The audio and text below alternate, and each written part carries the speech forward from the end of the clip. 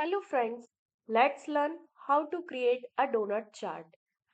First, we will select a donut chart, reason, sales. It is recommended that whenever you have a less than 7 category, you can use a donut chart to represent your category with some respects. Let's see this donut chart in focus mode. Now I want to do some formatting. So go in format tab of the legends. Go in label options, select the category and data values. I will change the color of this labels and I will increase the font size, bold, color is black.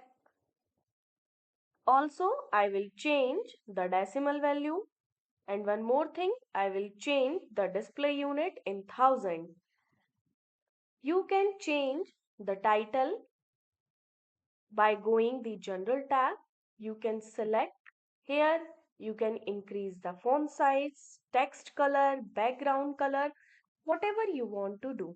So this is the basic donut chart. Thank you.